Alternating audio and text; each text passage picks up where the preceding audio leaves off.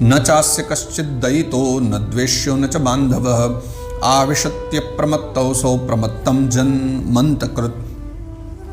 इसका न तो कोई मित्र है, न कोई शत्रु, न कोई सगा संबंधी की भैया वहाँ ये चल जाए कि भाई हम तुम्हारे अपने हैं, मित्र हैं, बचा लो हमें या छोड़ दो हमें।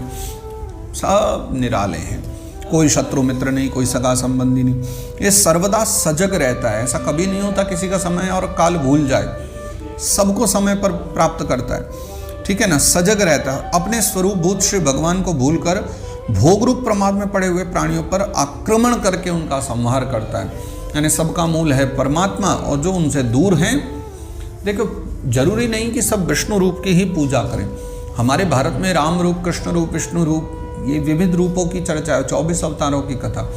चाइना में जाओगे तो भगवान का रूप अलग है, जापान में अलग है, फ्रांस में अलग है, यूरोप में जाओगे तो वहाँ अलग है। मतलब हो सकता है सबके देवता अलग हों, स्वरूप अलग हों, लेकिन कथाएं मिलती हुई होती, क्योंकि सबने जिस प्रकार अपने पूर्वजों से सुनते चले आ रहे हैं वैसी ही सब बातें, परंपरा, प्रथा चलती आ रही।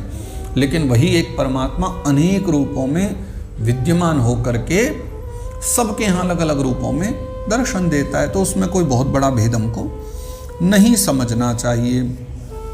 वो आगे कहते हैं, यद भयाद वाति वातोयम सूर्यस्तपति यद भयाद, यद भयाद वर्षते देवो भगणो भाति यद भयाद। बड़ा प्रसिद्ध श्लोक है भागवत जी का।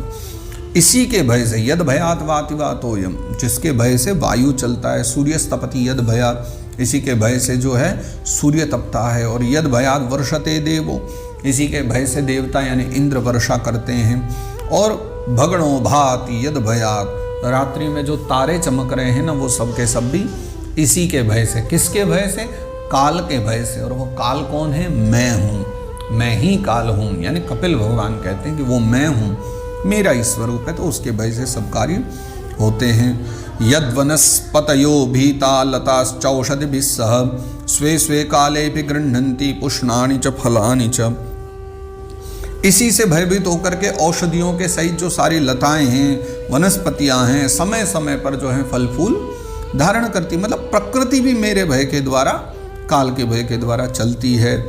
स्रवंति सरितो भीता नोत्सर्पत्युदधिर्यतः अग्निरिंधे सगिरिभिर्बूर्णमज्जति यद भयात्। मतलब स्रवंति सरितो भीता, डर करके सारी नदियां बह रही हैं काल के भय से। नोत्सर्पत्युदधिर्यत, समुद्र अपनी मर्यादा से बाहर नहीं जाता, वरना समुद्र चाहे तो पल भर में सब नष्ट कर दे, 2 घंटा लगेंगे और पूरी की पूरी धरती समुद्र में समा जाए। पर समुद्र अपनी मर्यादा का उल्लंघन नहीं करता। कितना उच्छृंखल होता है समुद्र, कैसी कैसी धाराएं, लपटें होती हैं, तरंगे होती हैं, लेकिन मर्यादा में, उससे बाहर नहीं जाता भय। और अग्निरिंदे सगिरिभिर, यानी अग्नि जो है वो उनके भय से प्रज्वलित हो रही है। और सगिरी भी, गिरी यानी पर्वत, पर्वतों के सहित पृथ्वी जल में नहीं डूबती है ना।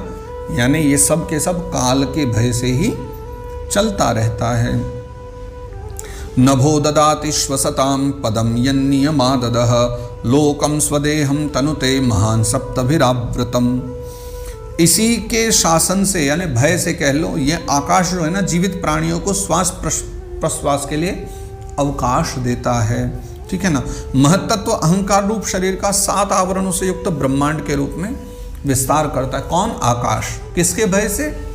काल के भय से। यानी पूरी प्रकृति के जितने भी ये आवरण आदि हैं या जो भी कर्म करने वाले हैं, आकाश आदि, ये सब काल के भय से ही कर्म करते रहते हैं। गुणाभिमानिनो देवा सर्गादिश्वस्य यद भयात् वर्तन्ते नुयुगम तेषां वश एतच्चराचरम्। इस काल के भय से जो है ना सत्वादि गुणों के नियामक विष्णु आदि जितने भी देवगण हैं, परमात्मा, जिनके अधीन ये सारा चराचर जगत है, यानी ब्रह्मा जी, भगवान विष्णु, इंद्र आदि जितने भी अपने अपने कर्म में लगे, अपने जगत रचना आदि कार्यों में युग क्रम से तत्पर रहते हैं। यानी बनाना, मिटाना, पालन करना, सब अपने अपने काम में ठीक लगे हुए हैं। क्यों? काल रूप से। काल ही विष्णु है, भगवान विष्णु ही काल है, और वही अपने अपने रूपों में अपने अपने कार्यों में लगे। किसके कारण? काल के कारण। यानी काल वही मूल तत्व है। और फिर अंतिम श्लोक में कहते हैं, सोनंतोन्तकरः कालो नादिरादिकृतव्ययः जन्म जनेन जनयन् मारयन् मृत्युनान्तकम्। ये अविनाशी काल स्वयं अनादि किंतु दूसरों का आदि करता है, यानी स्वयं तो अनादि माना गया लेकिन दूसरों के लिए आदि करता है, यानी उत्पादक है, यानी सबको बनाते हैं। और स्वयं अनंत होकर भी दूसरों का अंत करने वाला है, खुद अनंत है लेकिन दूसरों का अंत भी कर देते हैं। यह पिता से पुत्र की उत्पत्ति कराता हुआ सारे जगत की रचना करता है, यानी एक पिता के द्वारा अगर पुत्र जन्म ले रहा है तो वो काल कर रहा है और अपनी संहार शक्ति मृत्यु के द्वारा यमराज को भी मरवाकर इसका अंत कर देता है। यानी फिर प्रभाव इतना है कि सबको मारने वाले या सबको दंड देने वाले जो यमराज हैं उनको भी मारने की क्षमता इस काल में है, और उन यमराज को भी मारने वाला और यमराज को मार करके या ये कहें इस संसार का अंत करने वाला भी वही काल है। और इस प्रकार जो है 2 विषय थे इस अध्याय में 29वें में। पहला भक्ति योग का मार्ग जिसकी हमने पहले विस्तार से चर्चा करी, और फिर काल की महिमा, काल क्या कर सकता है और क्या करते हैं, तो वो बाकी के आधे अध्याय में काल के विषय में है। और इन दोनों विषयों के साथ आज के सत्र को यहाँ विश्राम करते हैं। कल से जो आरंभ होगी चर्चा उसमें देह गेह में आसक्त जो पुरुष हैं उनकी अधोगति के विषय में चर्चा है।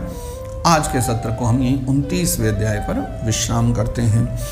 जय जय श्रीमद्भागवते महापुराणे पारमहंस्यां संहितायां तृतीय स्कंदे कापिलेयोपाख्याने एकोनत्रिंशोऽध्यायः। तो श्रीमद्भागवत महापुराण परमहंस संहिता के तृतीय स्कंद में कापिलेयोपाख्यान नामक यह 29वां अध्याय वर्णित किया गया है। और इसी के साथ आज के सत्र को हम यहाँ विश्राम देते हैं। श्री कृष्णार्पणमस्तु, श्री कृष्णार्पणमस्तु, श्री कृष्णार्पणमस्तु। श्री गोवर्धननाथ की जय, कृष्ण कन्हैया लाल की जय।